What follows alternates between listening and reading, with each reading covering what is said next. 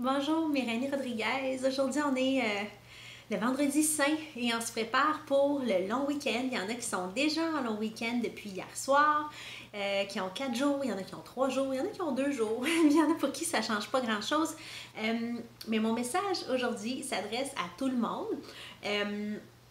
Particulièrement à l'approche du long week-end. Cette semaine, je parlais à quelqu'un qui me disait que tant que c'était pas les vacances, il se reposait pas vraiment, qu'au travail c'était go, go, go. Ensuite de ça, avec les enfants, ça allait super vite le soir, puis qu'il se donnait pas la chance de récupérer ou de ne pas être sur l'adrénaline, en fait, à part quand il était en vacances. Et donc, le long week-end, pour lui, c'est comme, ok, là, je vais essayer de décrocher, puis je vais me permettre, en fait, de décrocher.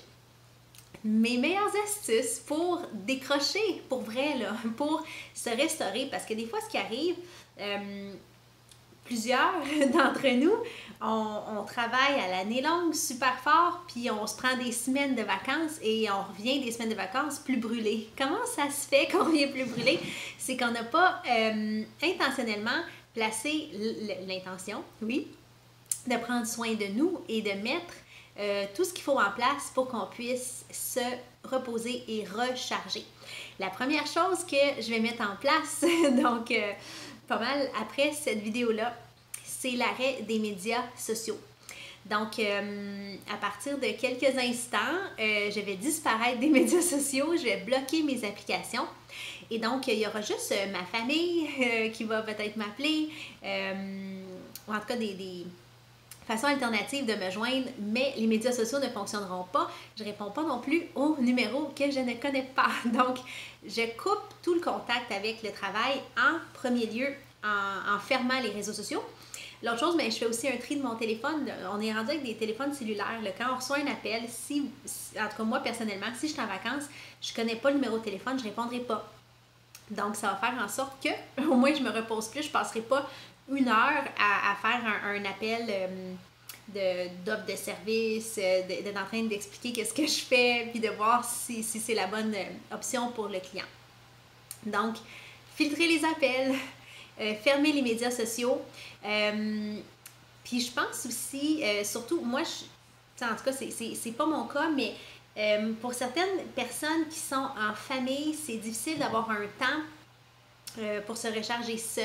Je pense que d'avoir cette jasette-là en famille avant, de dire on va avoir des temps là, où on va super gros s'amuser, puis ça va être super animé, puis il y a d'autres moments où on va avoir besoin tout le monde de notre bulle. Donc, prévoyez-vous, si vous allez au chalet ou même si vous êtes à la maison, des temps où vous allez peut-être faire des sudoku, dessiner, lire, juste être en silence, puis que tout le monde sache d'avance qu'il va y avoir des temps qui vont servir juste à être soi.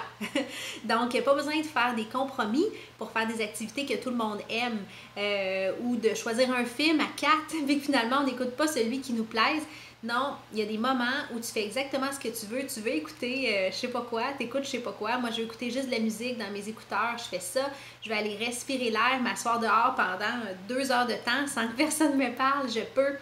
Je sais qu'il y a beaucoup d'enfants qui aiment les écrans. C'est un petit peu la faute de nous, l'autre génération d'avant. Mais ça peut être là de dire on va connecter super gros ensemble à plein de moments. Ben, dans les moments où tout le monde est libre, tu pourras à ce moment-là peut-être profiter des écrans. Donc, c'est une question de valeur, évidemment. C'est vous qui gérez ça. Mais je pense que pour bien en profiter, ça prend de décrocher du travail, de décrocher des distractions. Donc, tantôt, je parlais du téléphone par rapport au travail. Je parlais aussi des médias sociaux. Moi, mon travail passe beaucoup par les médias sociaux. Mais même si votre travail ne passe pas par les réseaux sociaux, de couper les réseaux sociaux, ça coupe les distractions. Vous voulez passer du temps profondément ancré à vous ou profondément connecté aux gens autour de vous, mais dès qu'il y a un son ou que vous voyez que vous avez une messagerie Messenger, vous devenez plus présent, exemple, parce que vous voulez absolument voir qui a écrit ça, qui a mis tel post, qui a mis une notification. Donc, le fait de fermer les réseaux sociaux, ça fait qu'on est beaucoup plus présent à soi, à tout ce qu'on vit et aux gens avec qui on partage ces moments-là aussi. Donc, décrocher du travail, s'organiser pour avoir des moments propices à la connexion à soi et aux autres et justement discuter si on est en groupe, si on est en famille, qu'il y aura des temps où on a besoin d'être juste avec soi, juste soi-même, puis pas nécessairement d'interaction parce que ça peut faire en sorte qu'on s'en va en vacances, finalement on veut plaire à tout le monde, on est tout le temps ensemble, puis là on est tout le temps dynamique, puis arrive la fin des vacances, puis on est fatigué. Donc j'espère que les astuces vous font du bien, vont vous aiguiller pour votre long week-end, et j'espère que vous allez prendre du temps pour vous, puis même si vous avez juste 2 jours, ou même 1 jour, peut-être que vous travaillez tous les jours presque, mais ces astuces-là valent la peine même d'être appliquées un après-midi pour complètement décrocher. Donc, j'ai très hâte que vous me parliez de vos moments de décrochage, d'un décrochage positif, si vous le faites. Et on se revoit dans quelques jours.